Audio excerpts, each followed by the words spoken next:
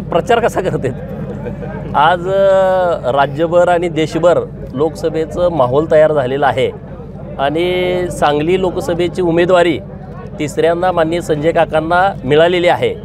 तर भारतीय जनता पार्टीमध्ये आत आणि बाहेर काही नसतं, आपण ठामपणे आपली भूमिका नेहमीच मांडत राहतो। त्यामुळे संजय काकांच्या बरोबर आम्ही सगळे जोरात कामाला लागलेलो आहोत। कालच आमची महायुतीची बैठक झाली। राज्याचे मंत्री माननीय उदयजी सामंत साहेब यांना माननीय मुख्यमंत्री एकनाथजी शिंदे साहेब आणि देवेंद्र फडणवीस साहेब यांनी पाठवलं होतं आणि खूप चांगली खेळीमेळीमध्ये कालची बैठक झाली। आता उमेदवारी अर्ज भरणं त्या सगळ्या प्रक्रिया पूर्ण झाल्यानंतर खरा याला रंग येईल। अजून पुढचा पैलवानच कोण आहे निश्चित होईना, त्यामुळे अजून सगळी लोक संभ्रमात आहेत। मनोज जनागे यांनी आरक्षण मिळाल्यामुळे काही महत्त्वपूर्ण आज निर्णय घेतलेत लोकसभेच्या पार्श्वभूमीवर। धनगर समाजाचा आरक्षणाचाही मुद्दा प्रलंबित आहे। धनगर समाजाच्या आरक्षणाच्या बाबतीमध्ये मी सातत्यानं प्रयत्न करतोय।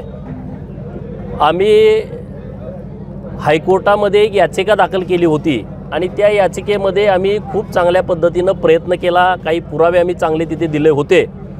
दुर्दैवानं धनगर समाजाचंच एक कुटुंब छत्रपती संभाजीनगर जिल्ह्यामध्ये फुलंब्री तालुक्यामध्ये बाबरा नावाचं गाव आहे आणि या बाबरा गावामध्ये एक खिलारे नावाचं एक कुटुंब आहे। त्यांनी धनगडाचे दाखले काढले होते 5 लोकांनी आणि आमची केस याच विषयावरती आमच्या विरोधात गेलेली आहे, डिसमिस केलेली आहे।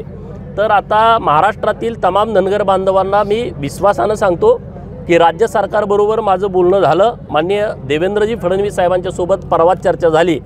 जे बाबरा गावातील जे लोक आहेत की ज्यांनी धनगडाचे दाखले काढलेले आहेत ते रद्द करण्याची प्रक्रिया सरकारच्या माध्यमातून आम्ही पूर्ण करू आणि परत सुप्रीम कोर्टात जायचं की पुनर्विचार याचिका ही हायकोर्टामध्ये दाखल करायची, याबद्दल सर्व तज्ज्ञ लोकांशी चर्चा करून आम्ही मार्ग काढू।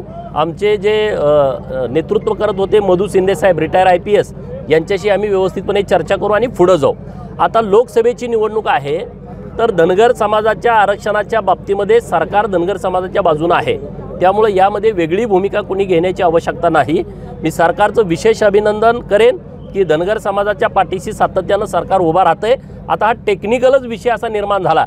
आमचं जे म्हणणं होतं बसव लिंगाप्पा या केसच्या धर्तीवरती महाराष्ट्रामध्ये धनगर नावाची जमात अस्तित्वात नाही आहे, तो धनगर आहे, परंतु आमच्याच काही लोकांनी धनगडाचे दाखले काढल्यामुळं काही गोंधळ निर्माण झाला, त्याची व्हॅलिडिटी रद्द व्हावी असाही आमचा प्रयत्न झाला।